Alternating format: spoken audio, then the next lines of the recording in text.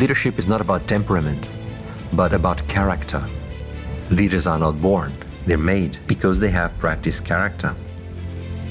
If you ask the average man, are you a good leader and protector and provider of your family? The vast majority of men are doing their best. They are trying to lead and protect their families, but the goods of the material world are temporary. If we really want to do the best for our wives and for our children, we have to lead them to eternity. This term, servant leader, is important for us men to understand. Jesus is a servant. Came to serve, not to be served. Jesus is leader. Come follow me. So we who follow him, we have to be both.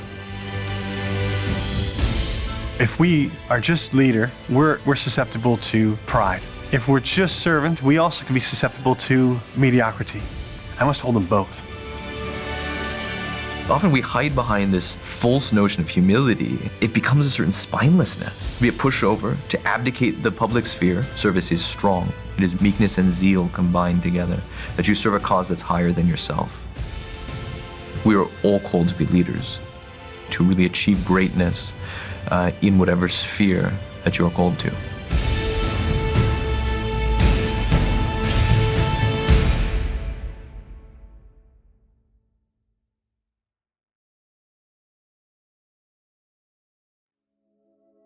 Culture tells us it's all about you. You know, do what you want. You deserve to be happy. You deserve to this. You know, buy this, buy that. It's all about me. Talk isn't cheap. Talk is free. Talk is nothing. I care about you. I love you, right? But then if I'm taking care of myself first and everybody else second, it doesn't matter. Being a man is about service. Right? It's about living our life for another. And to be a servant leader is to love the other person, and to love the other person, you have to die to self. I kind of equate this to martyrdom. A lot of guys are like, I'd be willing to die for that, but they're not willing to live for it. And guess what? If you're not willing to live for it, you probably won't have what it takes to die for it eventually.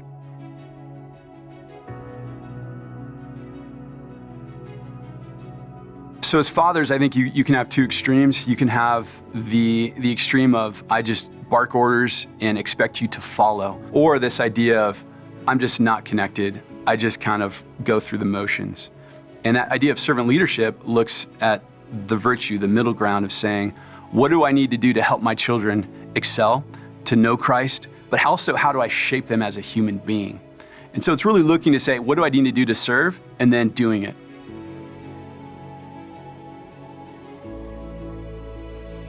Oftentimes, the concept of servant leadership is used as an excuse to abdicate the strength and authority that's required of genuine and authentic leadership. Whereas we need to understand that leadership itself is a service, because leadership itself is humility and magnanimity in action. That is to say, pursuing and achieving greatness by bringing out the greatness in those that I lead. For me, the most important thing is not really the idea of service, it's fundamentally the idea of greatness, which is there is no servant leadership where there is no greatness. You know, Aristotle was used to say that a magnanimous man is a man who considers himself worthy of great things. Well, when you think about that in terms of Christianity, you see what the people that really considers themselves worthy of great things are the Christians. Because you're a son of God. There cannot be something higher than that.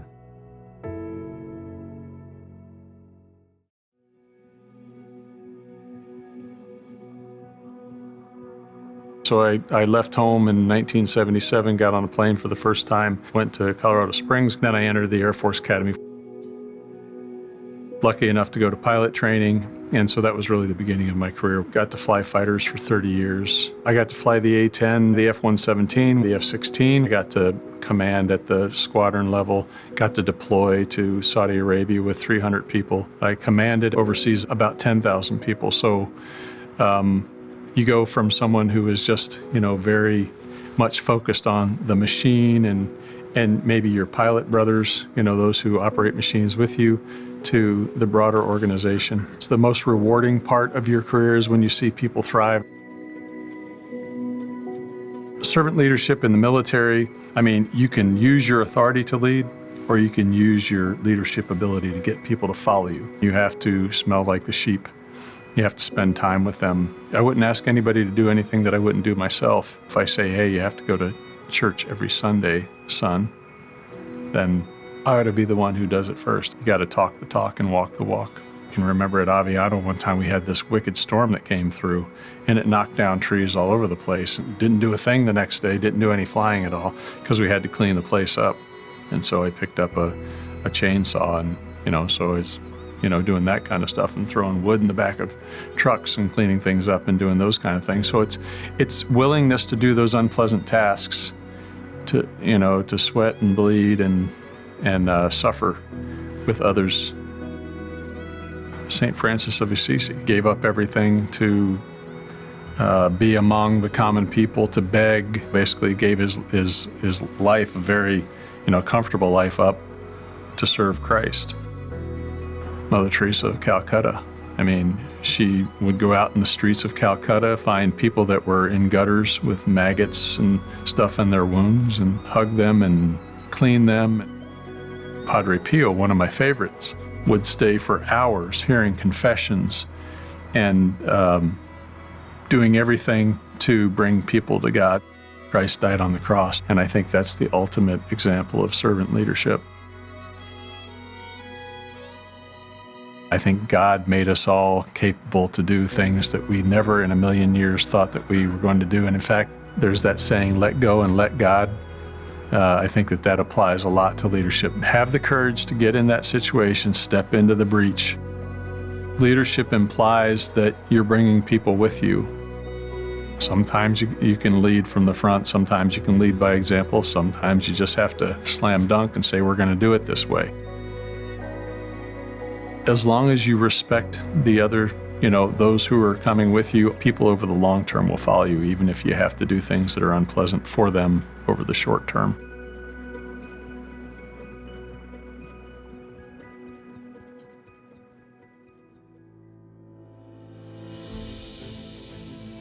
Often we confuse leadership with merely being in a position of power.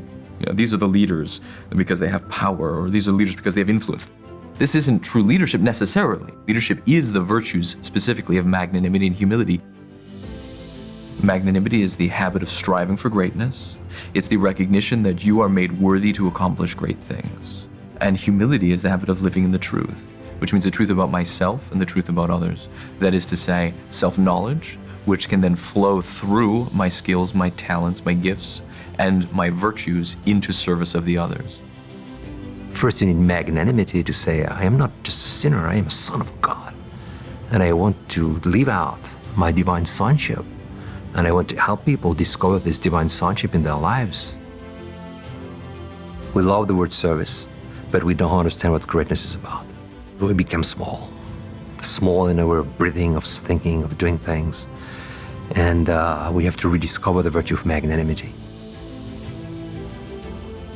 When I think of Christ and I think of servant leadership, I think of Holy Thursday. I think of when he takes off his robe and he puts the towel around his waist and he washes the feet of his apostles. What was the main mode of transportation back at the time of Jesus? It was walking. They were pedestrian society. So he got to somebody's house. Who came and washed your feet? The lowest ranking servant. And what does Jesus say? If I don't wash your feet, you can have no part of me. I have not come to be served, but to serve. So headship is rooted in service. A man is the head of his family precisely because he is the chief servant of his wife and children. Jesus shows us a fundamental truth, which is the most important level of leadership is self-control. And so you need to have men who are living the virtues. Self-mastery is about restraining evil passions and desires, but also I need to energize noble passions. If you simply restrain, you become boorish and tasteless. You need to be able to yourself be excited and be driven, because then you can draw other people along with you and help them achieve truly great things. Life is short and eternity is long. We may like the idea of virtuous leadership. We may be inspired by the idea of going into the breach. But so long as we remain sitting in our chairs and not jumping in, we remain just spectators and we're not engaging in the fight. I'm reminded particularly of a quote by Archbishop John Ireland of the late 19th century. The need in the church today, the need in the world, is of men among men who can rise higher, who can see further, who can strive more nobly than others. They need not be many. They never were many. But though the few, they will rise and bring with them the whole of humanity.